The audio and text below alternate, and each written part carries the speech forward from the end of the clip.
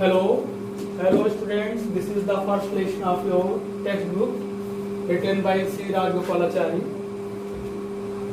This is about exile of Pandavas. You will study in detail in this lesson. C. Rajgopalachari was freedom fighter, lawyer, and as well as a politician, writer. Now we will study in this lesson in detail. The Enchanted Pool. The Enchanted Pool. Enchanted, that is charming. Pool means तालाब. The Enchanted Pool, ऐसा तालाब जो जादुई हो, यानी करिश्माई तालाब, ordinary तालाब नहीं। इसको किसने लिखा है? श्री राजगोपालाचार्य ने। तो पांडवों का जो वनवास हुआ था, उसमें पांडव लोग अज्ञातवास जो हुआ था, पांडव लोग जंगल में कौरवों से छुप करके जगह जगह स्थान बदल के रह रहे होते हैं, तो उनको प्यास लगती है। तो जल की तलाश में अपने भाइयों को, युधिष्ठिर जो है अपने छोटे भाइयों को, नकुल सहदेव को भेजते हैं। तो वो नहीं आते हैं। तो उसके बाद देखते हैं what happens then after. Yudhishthir waited for his brothers in anxiety and thirst. प्यास से व्याकुल होकर, चिंता में युधिष्ठिर अपने भाइयों की प्रतीक्षा कर रहे थे। Can they have been subjected to curse, or they still wandering about in the forest in search of water? Yudhishthir ये कयास लगा रहे हैं कि क्या वे किसी श्राप का तो नहीं शिकार हो गए। देखिए, ये subject to, what is subject to? Subject to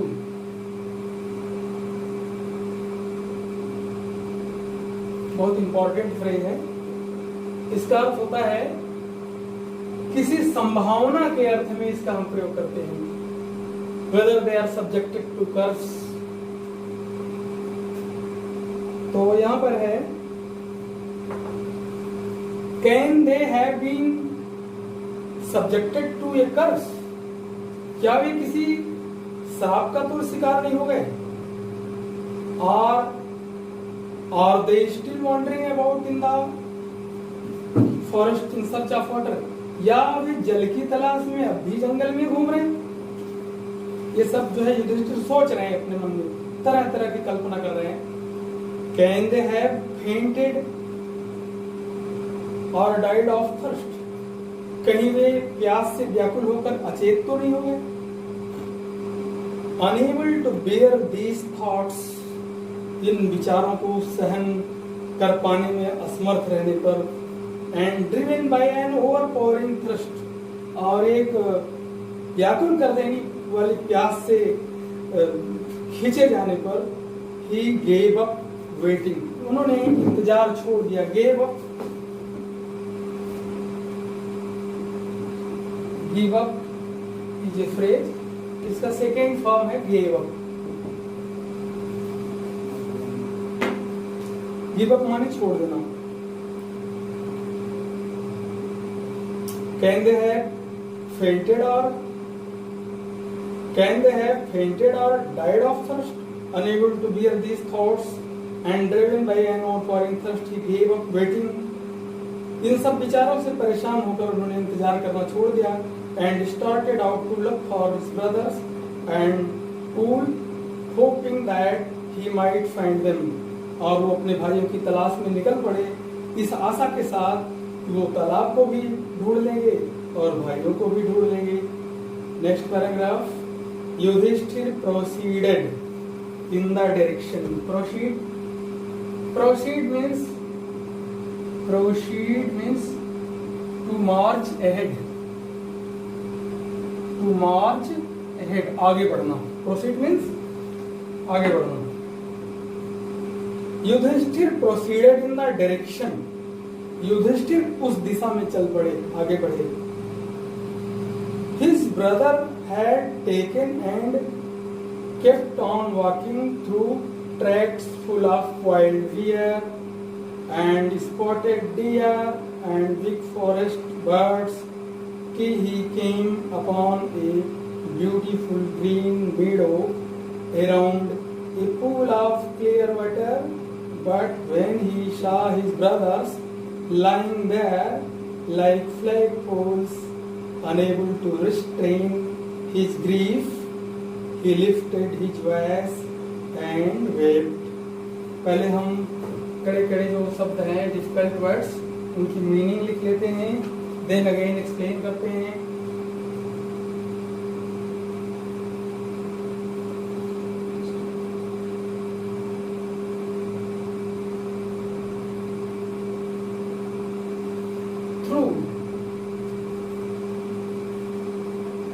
through का मतलब होता है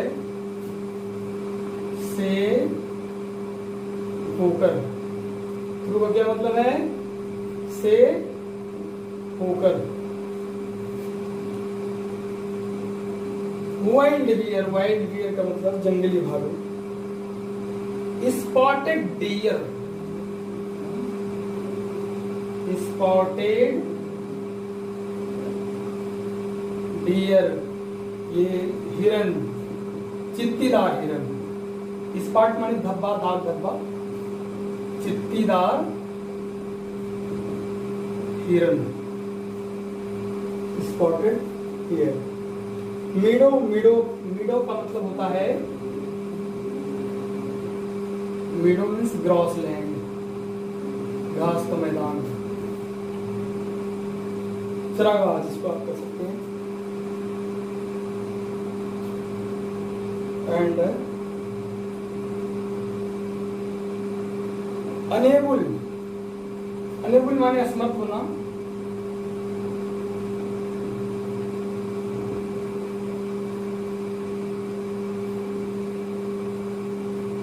अनेबल माने असमर्थ होना. और रिस्ट्रेन का मतलब होता है रोकना.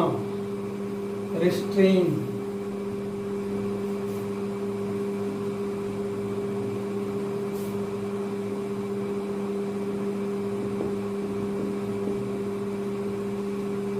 रोकना. रेस्ट्रेन का मतलब रोकना. तो Yudhishthira proceeded in the direction his brother had taken and kept on walking through tracks full of wild deer and spotted deer and big forest birds till he came upon a beautiful green meadow around a pool of clear water. Yudhishthira उस दिशा में आगे बढ़े जिधर उनके भाई गए थे और जंगली रास्तों से होकर गए जहां पर जंगली भालू, चित्तीदार हिरन और बड़े बड़े जंगली पक्षी थे. और इसी दौरान उनको स्वच्छ जल का एक सुंदर सरोवर मिला जिसके चारों ओर चरागाह था. But when he saw his brother lying there flagpoles, लेकिन जब उन्होंने अपने भाइयों को वहां पर पड़े हुए देखा. Lying means LYING. Lying means पड़े हुए, लेटे हुए.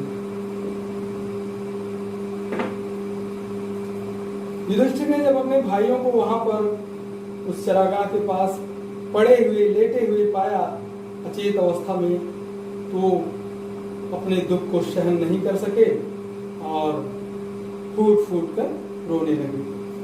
ग्रीफ का मतलब दुख होता है.